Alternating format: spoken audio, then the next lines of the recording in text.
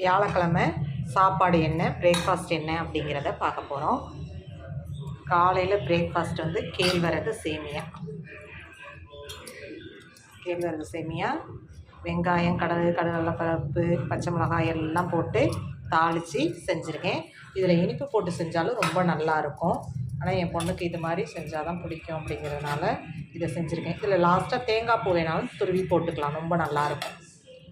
கொஞ்சமாக ஒரு 3 நிமிஷம் தண்ணியில் ஊற வச்சுட்டு அப்படியே வடிகட்டிட்டு வேக வச்சிங்கன்னா சூப்பராக வந்துடும். ரொம்ப நல்லாயிருக்கும், உடம்புக்கும் ரொம்ப நல்லது. கேழ்வரகு சேமியா இதில் தேங்காய் பூ ஜீனி போட்டும் செய்யலாம், இது மாதிரி தாளிக்காமல். இப்போ இந்த கேழ்வரகு சேமியாவுக்கு காரம் போட்டு செஞ்சுருக்கிறதுனால தேங்காய் சட்னி, நான் தாளிக்கலை, தேங்காய் சட்னி அரைச்சி வச்சுருக்கேன். தொட்டு சாப்பிடும்போது நல்லா டேஸ்ட்டாக இருக்கும். இப்போ மதியான சமையல் என்னங்கிறத பார்க்கலாம். சாதம் இன்றைக்கி குக்கரில் வச்சுட்டேன், வடிக்கலை, குக்கரில் வச்சுட்டேன்.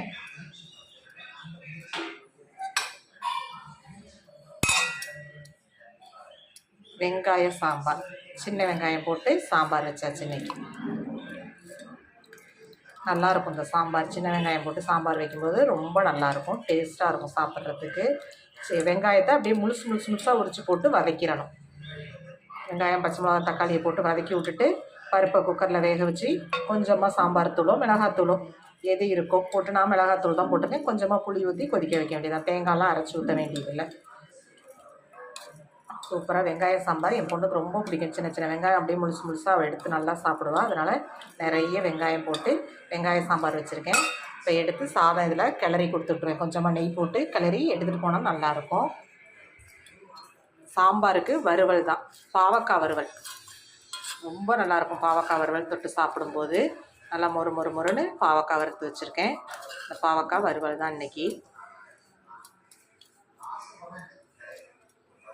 வியாழக்கிழமை இன்றைக்கி சாய்பாபாவுக்கு விரதம்.